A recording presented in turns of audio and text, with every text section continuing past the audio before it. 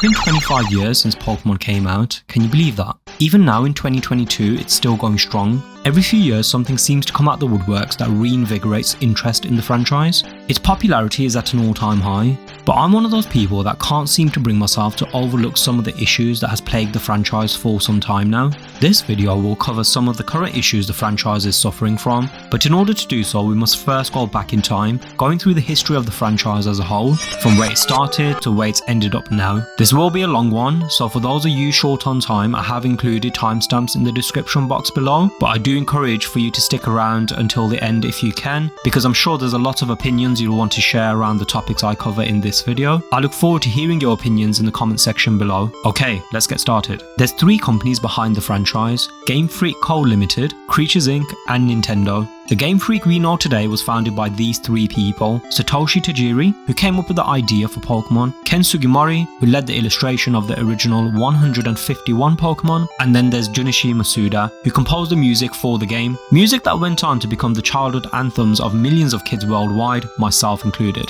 It all starts with Tajiri. Whilst most of us spent our childhoods playing tag with each other or glued to our games, his was a little different. Growing up in the late 60s and early 70s, Tajiri collected insects as a hobby commonly shared amongst many kids growing up in Japan at the time. Years later, this hobby went on to spur the idea behind Pokemon. He wasn't interested in school, but was interested in arcade games at the time. Tajiri would often cut classes in order to play games as well as study how they were developed. In the 80s, he created a video games magazine he called Game Freak, which he published himself. The magazine caught the attention of Sugimori, who went on to join as an artist in 1981. By 1989, the popularity of the magazine grew locally, gaining more contributors. This is when Tajiri and Sugimori saw a gap in the games market. They felt the quality of games at the time had declined, so sought out to make their own. They decided to pivot and evolve Game Freak into a video games development company. This is when Tajiri approached Masuda to join the company as a co-founder. As Japan developed, people and businesses alike started to use up more land. Tajiri saw in real time the disruption this caused to the habitat of animals, including insects alike. He wanted to give the next generation of kids the opportunity to partake in the hobby that brought him so much joy as a child. This gave him the idea to make a game which mimicked his childhood hobby, which is when he came up with the concept of Pokemon, which would allow kids to go around and capture their own Pokemon virtually in-game. Game Freak now had the business model set up and the concept of the game ready to go. What was left to do was to acquire the funding and resources. Tajiri's role model and mentor was none other than the legendary Shigeru Miyamoto, who many of you may know as the creator of these IP. Tajiri pitched the idea to Nintendo staff who were not sold by it, but Miyamoto saw promise, so he went on to convince the Nintendo execs to give the project a chance. Game Freak now had the funding and distribution for the end product, but there was one issue. The game took a lot longer to develop than they anticipated. The game took 6 years to develop from 1990 to 1996, as they had to work on other projects like Yoshi, Mario and Wario, and Postman. Game Freak was on the cusp of bankruptcy, having burnt through their funding. To give some context, in the 6 years it took to develop the game, Tajiri never took a salary, living off his father's income, so you can imagine how tight cash was. All seemed lost. That was until Creatures Inc. came in with an offer that saved the project. A bit of background on Creatures Inc. Creatures Inc. was formerly known as Ape Inc., which was founded by Hiroshi Yamauchi, the head of Nintendo at the time, and Shigesato Itoi, known for creating the Mother series, called Earthbound in Western markets. Yamauchi sought for ways to support the new generation of game programmers, which gave him the idea to set up Ape Inc. In 1995, Ape Inc. went on to become Creatures Inc. under the leadership of Tsunekazu Ishihara. His head on the stool. Oh shit! Ishihara was guided during the process by Satoru Iwata. Creatures Inc. offered the remainder funding Game Freak needed. That was in exchange for acquiring a 33% stake in the IP. Now with enough funding to carry them through the final stages of development, they finished the game at the tail end of 1995. They made two versions of the game, Pokémon Red and Pokémon Green. In February 1996, the games were released domestically. Many of you may not know this, but the original games were not an instant success. Until that is, Japan's CoroCoro magazine issued a contest where 20 contestants could win a special edition version of a Mew card. Over 78,000 people signed up for the contest and demand for the game soared. Pokémon Blue was subsequently released in Q4 1996, which offered upgraded graphics and music. Pokémon was finally out there, and within its first year of release generated enough revenue and popularity where Nintendo was ready to take the next step and prepared to release the game to the Western markets. Over the course of 1997 and 1999, Pokémon Red and Blue had been released across North America, Australasia and Europe. The cartoonish nature of the sprites, the unique gameplay mechanics for its time, the RPG elements, along with being produced for a well-established and popular handheld console for that time, led to the game being a massive hit. During this period, the Japanese anime studio OLM Inc. produced the original series for Pokemon, which had a story and characters that loosely followed the games. The main character was called Satoshi, or Ash Ketchum as many of us know him as, who was designed to be a mirror of Red from the games. The anime released domestically in 1997, then in 1998 4Kids acquired the dubbing rights, going on to release the dub across North America that same year, and then the rest of the world soon after. Western audiences became enamored by the franchise. With the confluence of the global availability of the games and the anime, it was a slam dunk. Pokemon went on to become a global phenomenon, akin to Star Wars, Mario, and those that precede it like the MCU and so forth. In terms of sheer revenue, Pokemon comes out on top. You'd be hard pressed to find anyone you know that hasn't heard of the franchise. A large reason for this is Pokemon seemingly has transcended beyond gaming and anime. It has become a part of societal culture, especially in the West, appearing to have ingrained itself in every facet of society as a whole.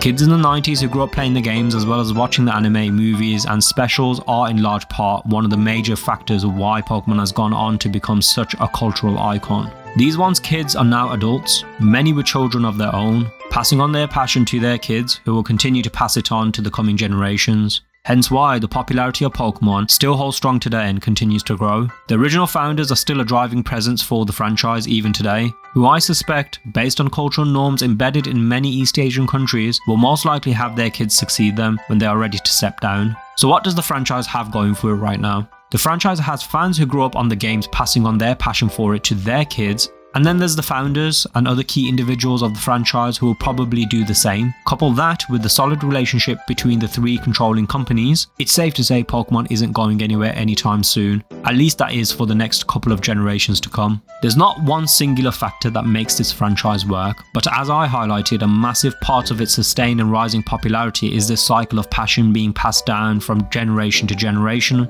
The thing is, a lot of these adults, myself included, have been left feeling alienated by the franchise due to the direction it has been going over the last decade. It seems the companies are aware of this, as they have employed some tactics to remedy this, like making reboots, which although developed with the intention to introduce new kids to the franchise, the thing is, these kids more often than not will have to ask their parents to buy them the game. Many of these parents would have grew up on the original games and anime. A lot of parents use Pokemon and just anime in general as a way to bond with their kids. The franchise is still using a lot of the same characters from the original anime and also the games, which are now so different to what they once knew. It can be difficult for older fans to connect with the franchise anymore, and that can be the difference between them buying the games for their kids or looking to other franchises. Now the history has been covered, the remainder of this video will cover the games and anime. Most if not all the opinions cited are of my own. I want you to comment if you agree on the points I make or if you disagree and why. I would love to hear your opinions on these topics. Okay, so now onto the games.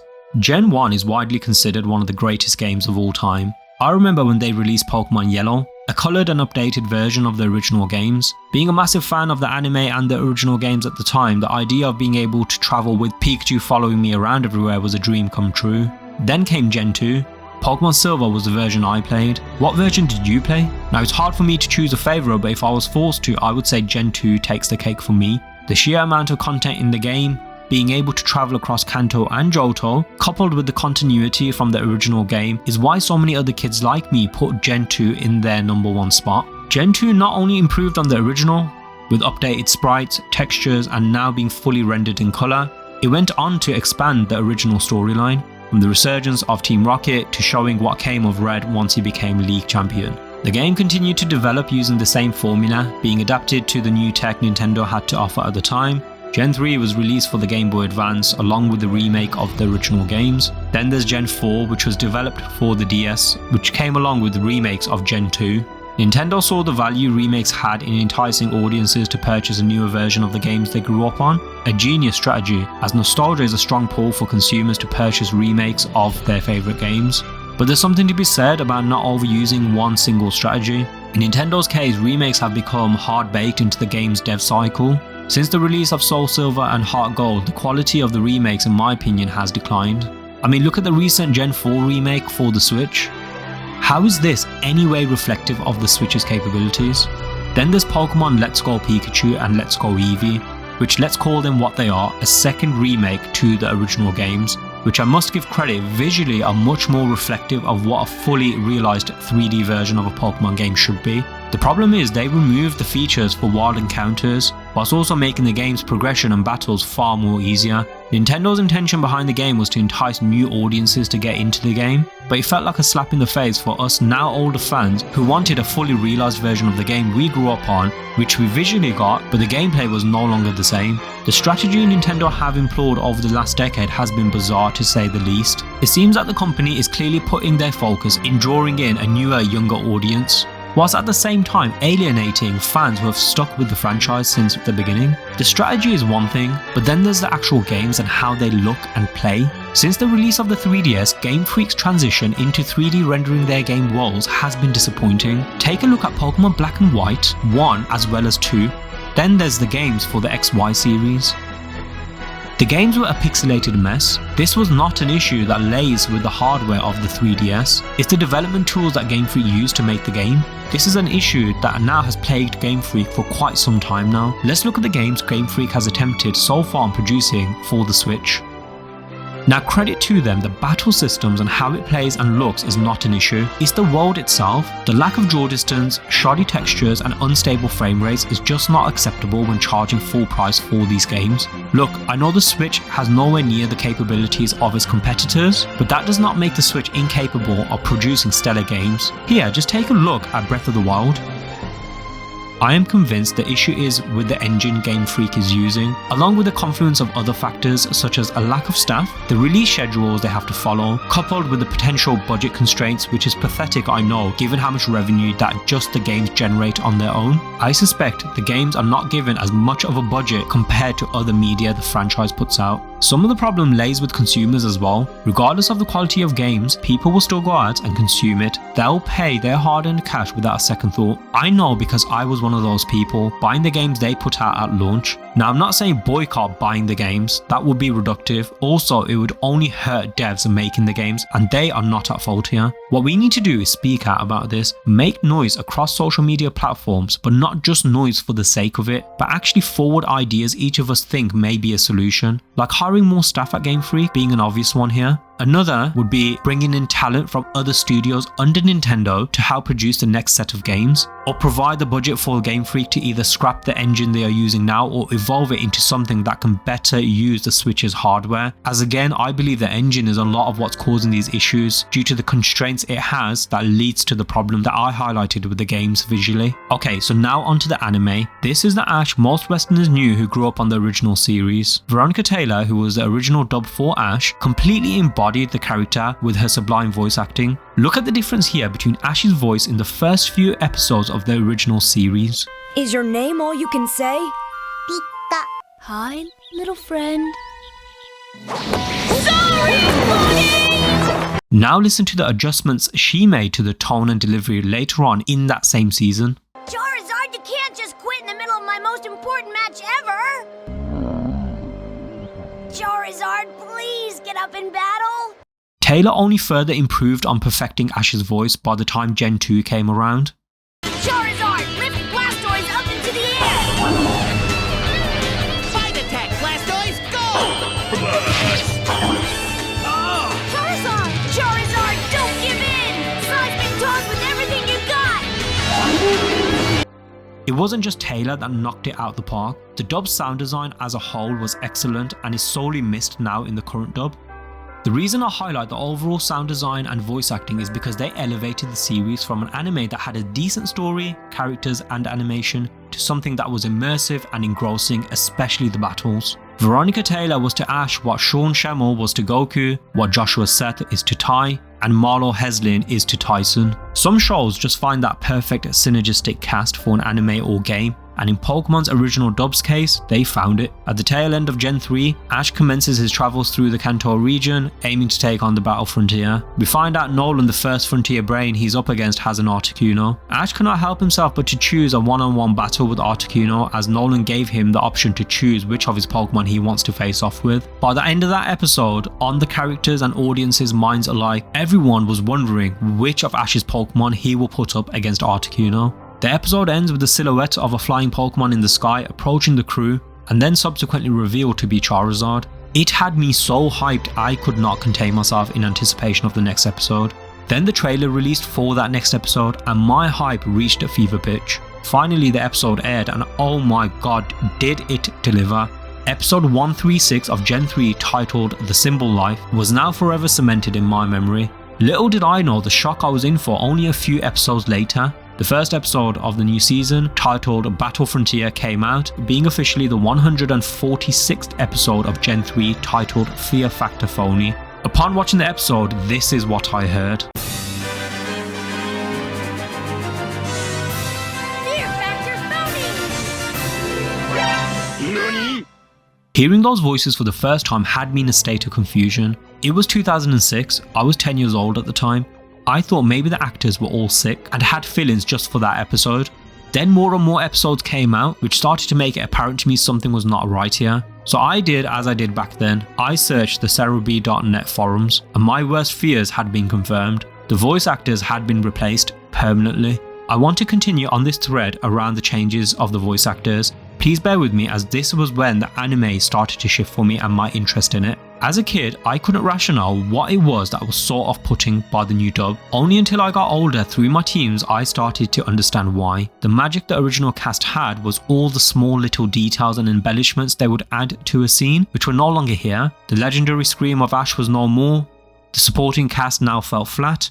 And even the opening music wasn't the same anymore. The thing is, I wasn't the only one who had this sentiment. The entire community of fans that followed the dub appeared to agree that the new voice actors were just not it. This topic can become quite vitriolic, so I want to preface a point before we continue. I don't think it's fair to harass Sarah, the current voice actor for Ash, whether it be on her social platforms, in person, or in this video's comment section. As someone who is not a fan of the current dub, even today, she and the other actors are just doing their job, and passionately at that. She especially has made improvements leaps and bounds from when she first started voicing Ash. It's clear she genuinely cares for the characters and the series as a whole, that it's not just a job to her. Also, mind you, she continued to improve her voice for Ash in the midst of an immense amount of hate and harassment she got when she first took up the mantle to voice him. The current cast of the dub have now been working on the show for the last 16 years, double the length of the original cast, so they're here to stay, as so they should. Now with that said, I feel we can have a civil discourse around this topic. I welcome anyone with opposing views here, who enjoy the current dub, or better yet prefer it over the original.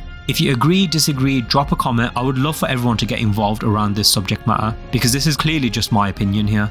The behind the scenes around what allegedly happened which led to the original cast being axed left a further sour taste in my mouth. It's clear there was an internal dispute between 4Kids and the Pokemon Company. In 2001, 4Kids acquired a 3% stake in the franchise. In 2005, they went on to sell that stake back to the 3 controlling owners of the franchise. This marked the beginning of the end, as the Pokemon Company then decided they would not renew their licensing agreement with 4Kids.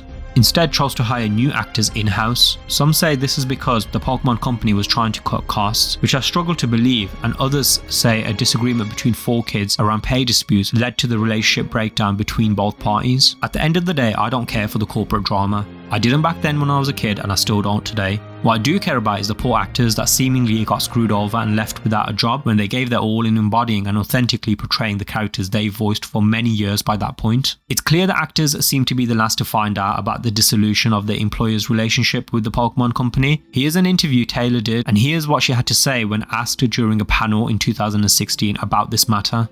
Being replaced to how the series expands since the 4Kids team left, and pretty much the fan reaction, which for the most part was unnecessarily negative. Well, after season 8, we were all replaced when Pokemon USA took the show, so we didn't have a chance to go on with the show, just told that they already found replacements. So without having a choice to stay or go, I don't really have an opinion on the cast that took over, because I think first of all it's hard to be a replacement cast. Second of all, I wish I still were on the show, because I loved working on that. And I don't really watch the show anymore. I find it too difficult to look at such familiar faces and something that was so close to my heart, and hear different voices coming out. So I'm kind of not mature enough to be able to overcome that. I wish them luck. I love Pokemon, but I don't really keep up with the new thing. I don't also read a lot of things online, so I don't know the fan reaction, except for what people have told me here at convention. Her response should tell you all you need to know. I was able to tolerate the dub until the Diamond and Pearl series concluded. That series was just that good, I was able to ignore the issues I had with the dub, at least momentarily. After the Diamond and Pearl series ended, I then dropped the series entirely until 2013 came around. The Pokemon Black and White series for Gen 5 did not interest me one bit. In 2013, I saw a trailer for Pokemon X and Y, and it did pique my interest as the artwork was significantly different, which appealed to my preferences. Plus, Ash appeared to be more mature here. The episode aired subbed, which I watched instead of waiting for the dub to release. From the first episode, I was hooked. I thought to myself, this is the Pokemon series I was waiting for. It was clear already Ash was more matured in this series, and for the first time there was some backstory between him and one of his travelling partners, predating even the original series. The overall look of the anime was amazing. The thing is, this was also my first proper taste of watching anime subbed. The voice acting was sublime. Since that episode I never looked back. Most anime now I watch subbed. I'm pretty certain if the change in the voice actors for the dub never happened, I don't think I would have stumbled into watching anime in its original language. That's one silver lining that came out of this for me at least. The X and Y series has to be my favourite series. An argument can be made that objectively the Diamond and Pearl series from a story and character development perspective is the best, as Ash grew tremendously in that series. A large reason why was he had the best rival of the series to date, and the challenges he had to overcome he hadn't yet faced, neither did his Pokemon. Dawn, his travelling buddy, also had a pretty well fleshed out character arc too, so episodes that focused on Dawn didn't feel that they were just there for filler. In the XY series, Ash didn't have to do much developing as he was already the matured one and an experienced leader figure in his travelling circle. Most of the times he would be providing mentorship for his travelling buddies and even rival. But the story itself is darker, exactly what I was looking for. He now finally behaved how one would expect someone to behave who has been on as long of a journey as he has. It was amazing, the fight animations, the artwork and their choreography, coupled with the music and the new Mega Evolution system, villains and rivals made this to be my favourite series to date, removing nostalgia out the equation. The issue is what the studio decided to do for the next series. Just like the issue with the voice actors changing, I was gobsmacked when they changed so much of the anime style. The artwork was just not it. They turned Ash into a meme and the anime into a straight comedy. The excuse given to fans was that this new artwork offered the animators the flexibility to make more fluid animations, which is true, but I'm sorry, the animation fluidity of the previous season for my eye at least was a non-issue. But what was an issue for me was the new season's artwork. You can get some choppy animation here and there, right? And your eyes can easily miss it, but an anime's art is there everywhere, every second you're watching the show. This artwork was just not cutting it for me. Coupled with the change of tone from the previous series to this one, it gave me whiplash. I am aware there are a few people who actually prefer the new artwork, and if you are one of them, drop a comment below. I am genuinely interested to know what it was with the new artwork that you found more appealing. It's clear the studio took in the feedback because the next series dialed down a lot of the roundness to the characters from the Sun and Moon series, but they never went back to the original artwork, instead created somewhat of a hybrid of both styles. There's no longer a sort of continuity in the way the anime and even the movies look now. I literally have no idea what to expect things to look like when the next series or movies is announced. And with the current path they have gone down, I don't expect to be best pleased with the direction they go.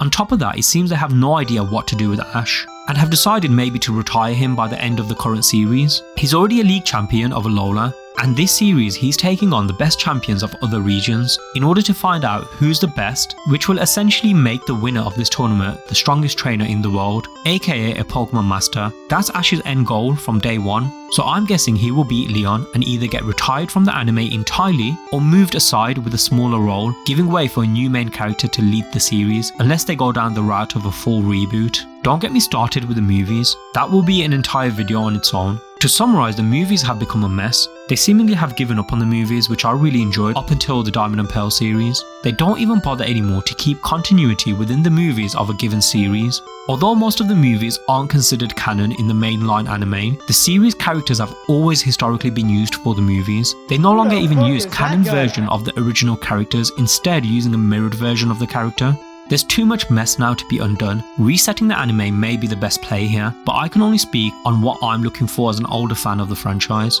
The YouTube series Pokemon Generations they released back in 2016 was exactly what I was looking for, a more mature story with artwork that I find more appealing, which is subjective I know, but I can only give my opinions here. Pokemon is a kids franchise ultimately, but the kids it built its reputation off the back of are now older, many now in their late 20s and early 30s. Like the games, I think it would be a good idea the company put out 2 versions of the mainline anime, one for the regular demographic of kids and the other for legacy fans of the franchise, with a more mature story and art style similar to that of Pokemon Generation or the XY series. That concludes us for this one. I hope you will join in to share your thoughts about the video overall and some of the topics I covered and your opinions on it. But for now, this is Ray signing off. Peace.